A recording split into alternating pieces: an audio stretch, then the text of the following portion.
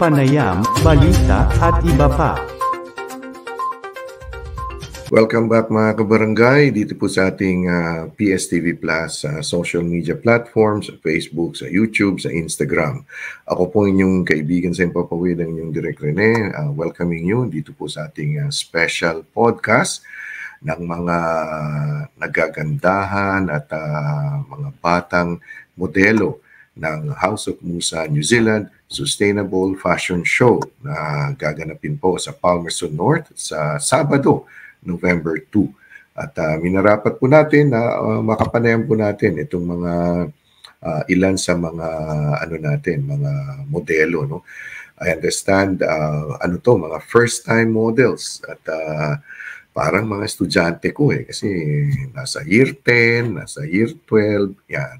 So ito pong ating episode, no, ng podcast ay ang House of Musa New Zealand Sustainable Fashion Show. At without further ado ay siguro bigyan daan na natin. Unahin na natin itong dalawang panauhin natin dito po mula sa Palmerston North, si Zyril at si Marion. Hello, Zyril. Hello. Hi, Marion. Hello, good Kumusta? afternoon. Good afternoon. Kumusta na kayong dalawa? Maayos naman po. Okay naman. Maayos. Okay naman. Okay, so umpisa natin si Zyril. Taas ang kamay. Sino si Zyril? Yan. Hi, Zyril. So, taga saan kayo sa Philippines? Your parents? Sa Lipa, Batangas po. Uy, Batangas. Oh, natamaan kayo ng yung Typhoon Christine. Hopefully, hindi apektado yung family nyo doon. So, Lipa, Batangas, Batangueña. Ikaw naman, Marion, saan ka naman sa atin? Sa La Union po ako. Uy, Ilocana. Ilocana ba? Pangasinan? Ano ba yun doon? Ilocana na. Okay. So, Zyril is from Lipa, Batangas, and Marion is saan sa La Union? Anong town? Rosario po. Rosario. Yung unang yung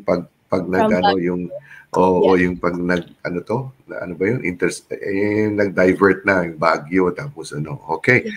All right. So I suppose kayo nag-aaral. Zyril, anong year ka na? Year 10 po. Year 10. Oh, wow, parang estudyante ko nga, year 10. Patapos na ng junior junior college. Ikaw naman, Marion? Ako sa year 12 naman po. Year 12. Naku, meron na kayong next week. Hindi pa itong week, no? Next week ay NCEA external exams na, no? Yes. Oo, ready na ba? Marion? Medyo po. Pasensya na, inestorbo ko yung holiday kasi sa Sabado na kasi yung podcast tuloy yung Sustainable House of Musa Sustainable Fashion Show. Meron pa tayong isang kasama mula naman sa sa Wanganui, no? Wanganui. At pasok natin sa stream si Janela. Hi Janela, magandang hapon. Hello po. Good afternoon. Kumusta ka na, Janela? Okay lang naman po. Okay, so ikaw ay anong year na sa high school? Year 10 rin po. Oh, year 10. 10. Yeah. Oh, so last time na sa junior college, Now, Yes, taga saan kayo sa Pilipinas, Janela? Taga Baguio City po. Oh, malapit Baguio, sa Benguet. Rosario. Yeah. Baguio, Benguet. Wow. Yes. Mga magagandang lugar yan, no? Lipa, Rosario, La Union, Lipa, Batangas, Baguio. Now, si Zyril muna. Kailan ka huling umuwi sa sa Philippines, Zyril? Last December po, mga magpapasko po. Wow, sarap naman. Sarap ng Pasko sa atin, di ba?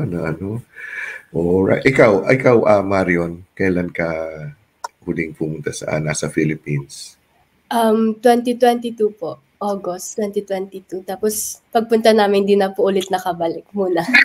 So 2022 ka pumunta dito sa Aotearoa, New Zealand. So are you what's this? Planning to umuwi or hindi muna? Hindi muna po. Hindi muna, oh. Hindi mo ba nami-miss ang mga taga Rosario, La Union? Nami-miss po, pero wala pa po talagang balak po. Wala pang balak. Oo. Maganda kasi sa La Union, di ba?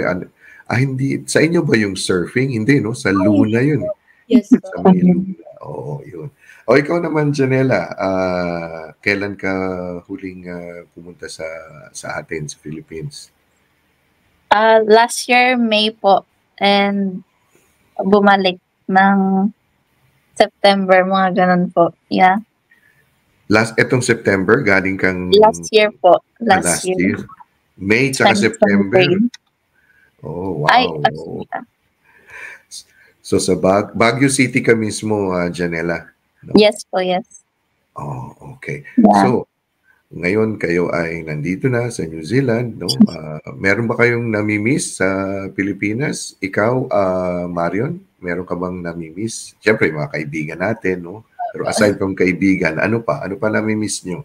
Siguro po yung mga moments po na yung sa mga food, ganun po, yung mga bonding with family, lalo po pag may special occasions. Oh, yes, that's right. Oo. Ano ba paborito mong pagkaing Pilipino? Marami. Opo, marami po. Ikaw, Zahirel, ano nami-miss mo sa atin sa Philippines, Zahirel? Yung mga celebration po ng mga fiesta, kasi po nakita po mga kaibigan ko. Oh, okay. Meron ka bang nami-miss na food, Filipino food, Zahirel? Lechon po.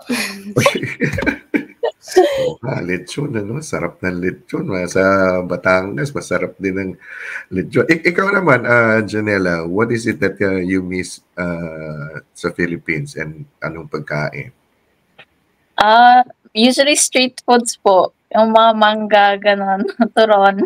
Oh, turon, Yeah. mangga, yung mga, ano ba yun? Yung fishball, di ba? Yung Opo, mga kwek-kwek, yung mga gano'n. Yes. No? Yes po. Talagang pare-pareho pala tayo. Ako kasi may seafood diet ako eh. When I see food, no, You yung eat. Oo, seafood diet ako. So we all siyempre we grew up in the Philippines and mga anak, mga mahal natin sa buhay, no? And then we miss those things, and if given the chance, the opportunity ay malamang ay we will go and umuwi. Para naman na totoo sinasabi ko. Pero ako hindi pa ako umuwi. 16 years na ako sa New Zealand.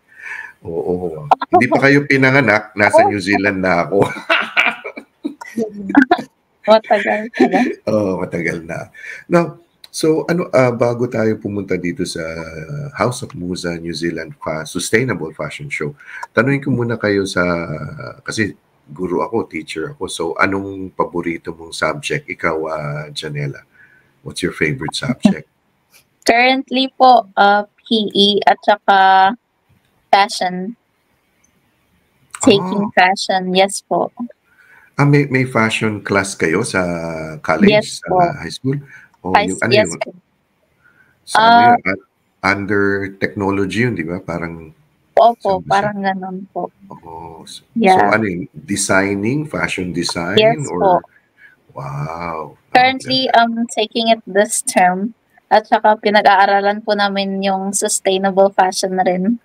Di With like tama-tama. denim clothes. Opo. Oo, tama-tama, no? Tama-tama, Yes. yan. Siguro option yun, no? Yung option class yun, Yes yung po, yes. fashion. Oo. So for this term, meron ka bang noon? Ano yung yung parang end of term project? Meron ka ba for your fashion class? Yes po. Currently, I'm still working on it. It's like a denim project. Na we're like recycling old clothes and turning them parang outfit, ganun po. Okay. Yes. Dapat lang kasi syempre sayang din naman yun yung mga Yes po. yung mga clothes na Maybe you've heard of World of Wearable Arts na naganap dyan sa Wellington, So hopefully one of these days, it's around September, October, so siguro next year makakabisita ka doon, Ikaw naman, Marion, ano naman ang iyong paboritong subject? Biology po this Uy, year. biology. No. Yeah. We're into ano pa ako, sciences.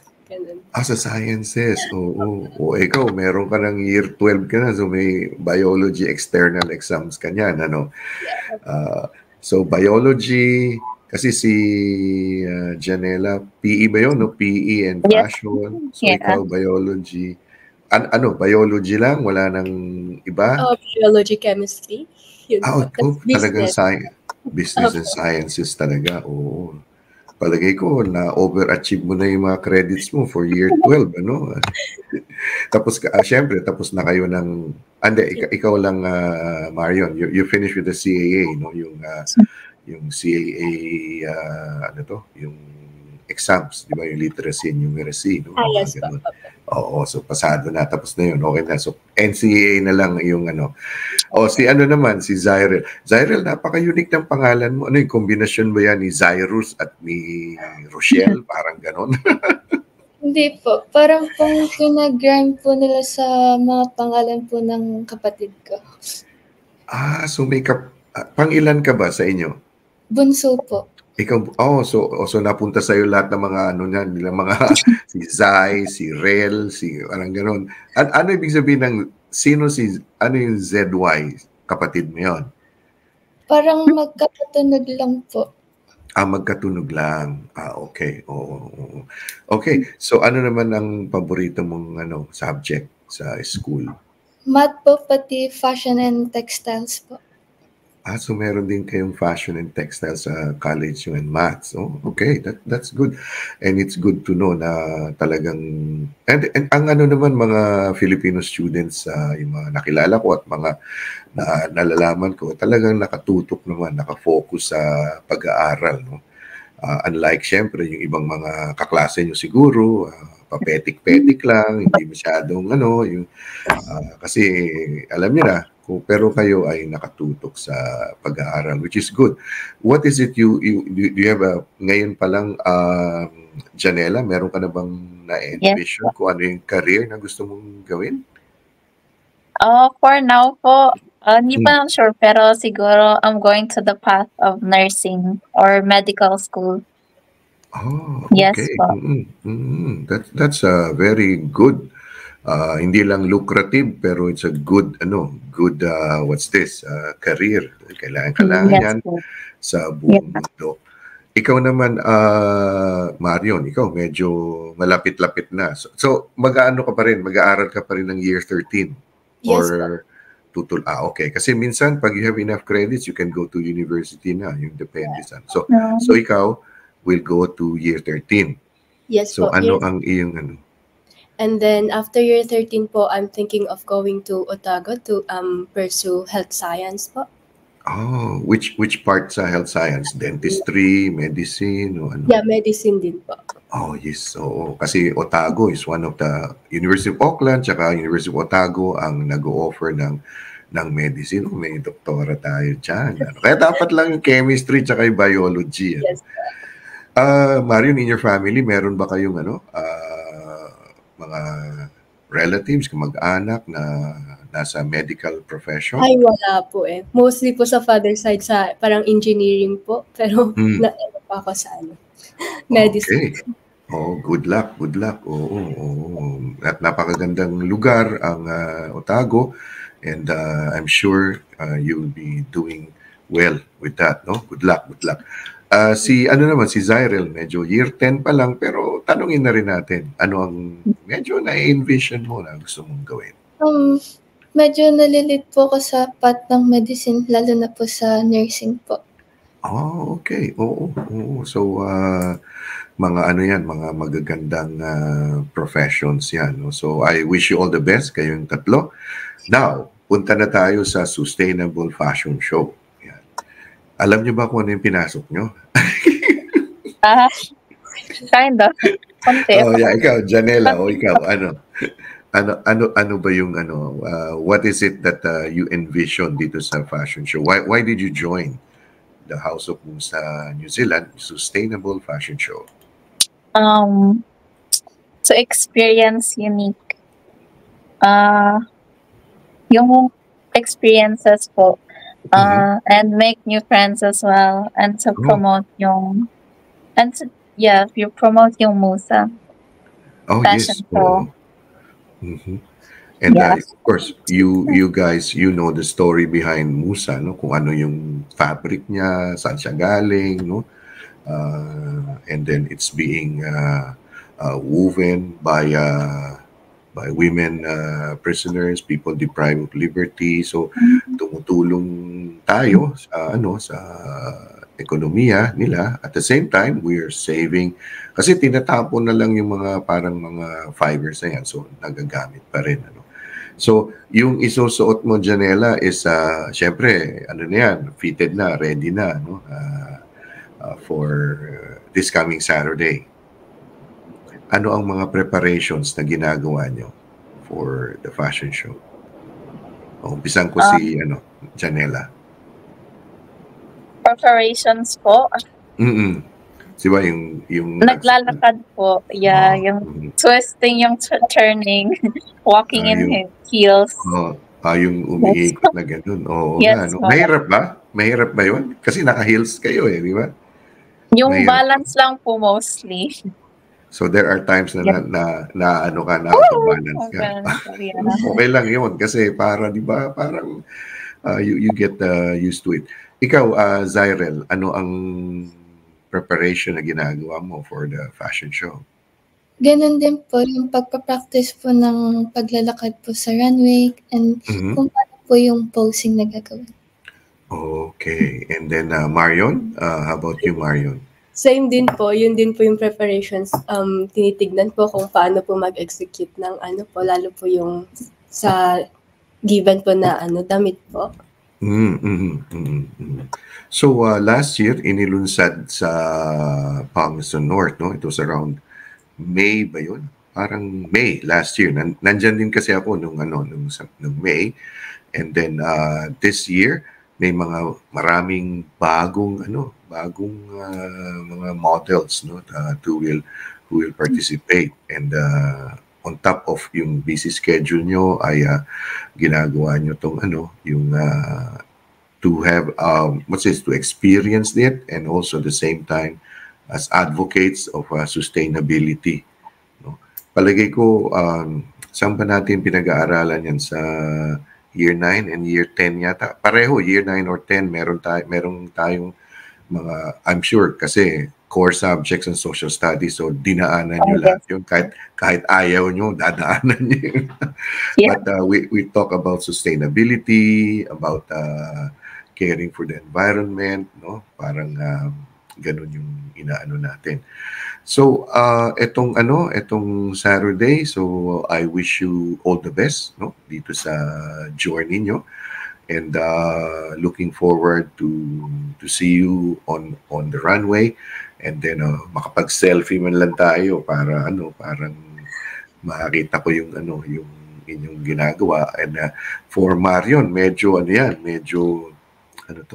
stressful ng konti dahil weekend may fashion show, Lunes may exam na, di ba? Yes po, yeah. Tuesday po yung exam, whole day po. Thursday pa, hindi Monday. Okay, hindi November 4. So okay, you still have some time na to kasi mag-study break na kayo, so but for for Janela and Zyrel, dahil year 10, wala, pa yan, tuloy-tuloy pa. Para hanggang kailan kayo, Janela? When are you finishing year 10? December 11 po, I think. 11. Wednesday.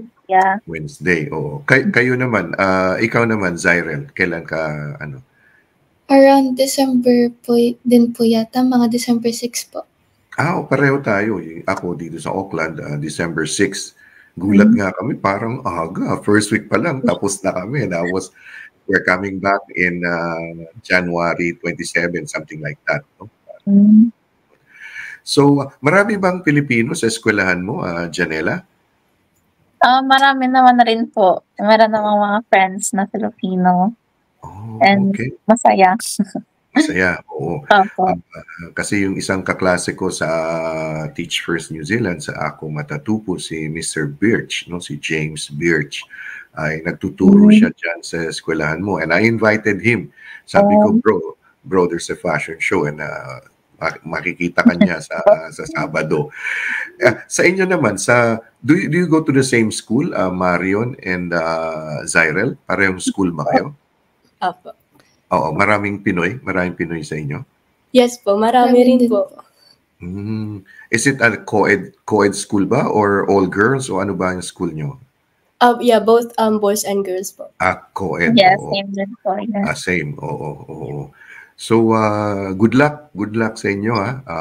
Thank you so much for this opportunity. Meron ba kayong Janela, may message ka ba dun sa mga nanonood, nakikinig na mga kabataan, parang, uy, gusto kong gawin yun eh. O parang, ano yung mensahe mo sa, whether it's the fashion show or your message sa mga kabataan, mga nandito na sa New Zealand? What would be your message, Janela? First of all po, sa mga nakikinig or yung mga gustong sumali in the future on the platform, I just wanna say na salihan niyo lang. Just go for it. Don't be scared. Or kahit man natatakot kayo, still do it kasi you never know. It's like a best experience. Diyan mo pala matatagpuan yung passion mo because yung Musa platform, you're making a statement po for clothing, yung mga craft and outfit. Kaya just go for it. Wow, well said, Janela. Ikaw naman, Zyrel, anong mensahe mo sa mga nanonood, nakikinig? Ganun din po na it's okay lang naman po na mag-take ng opportunity kasi po yung House of Musa is nakakatulong din po na makapag-gain ng confidence sa mga tao, lalo na po sa mga katulad ko na introvert. Dahil po sa House of Musa, mas nag-gain po yung confidence ko and nakakakilala din po ako ng other people. And maganda din pong opportunity na sumali. Okay, very good. And Marion? Ako naman po, gusto ko lang po sabihin sa mga gusto po sumali, it's not about the age or like the beauty physically or outside po. Continue to support po kasi for a good cause po yung Musa. And yun po. At I understand, merong batang-batang modelo, di ba? 5 years old ba? O bata pa, di ba? Is going to mod. Tapos may kasing edad ko rin. Huwag na natin sabihin matanda. Kasing edad ko. Parang On part. A young at heart. O, kala ko yung young ones. Parang I was young once. Young pa rin. Young pa rin. Oo. So, ladies, see you this coming Saturday and all the best. Good luck sa practices. Good luck sa pag-aaral. No? At magchika-chika tayo muli sa So I'll be there early. So bago pa siguro mag-umpisa, because I will be filming it and syempre konting pa rin interview pa rin with you guys. So maraming salamat Janela, Zyrel and Marion. And also thank you so much to the National Director of House of Musa, si Carmela Lailo, na talagang nakatutok dito sa mga gawain na ito, no? And kasi just a fun fact na bago pa dumating ang House of Musa sa New Zealand, na-interview ko na si Joy So, yung founder mismo sa Pilipinas, no? And when I found out about it, she's from Mindanao, taga Davao siya, Zamboanga ako. So talaga sabi ko, advocacy mo, ay gusto ko yan. And then yun, pinatagpus ko si Carmela, si Joy, and you are joining a worldwide movement. No? Hindi lang yan pang Palmerston North, no? Yan ay buong mundo ay meron pong mga House of Musa advocates. And you are now part of that history. So thank you so much again, Janela, Zyrel, and Marion. At nais ko rin magpasalamat sa ating mga viewers and listeners na pinayagan nyo kaming pumasok sa inyong mga tahanan, sa inyong mga puso sa araw nito ng Labor Weekend Holiday, Lunes. So may extra holiday ang buong Aotearoa, New Zealand dahil Labor Weekend. So maraming salamat. Thank you. Take care. Thank you so much. Yes. Thank you. And take care. And God bless. Goodbye for now. Bye. The Filipino Show, ikwento mo. The Filipino Show, ikwento mo. The Filipino Show, ikwento mo. The Filipino Show, ikwento mo. The Filipino Show, ikwento mo. The Filipino Show, ikwento mo. The Filipino Show, ikwento mo. The Filipino Show, ikwento mo. The Filipino Show, Ikwento mo. Filipino Show, Ikwento mo. The Filipino Show, ikwento mo.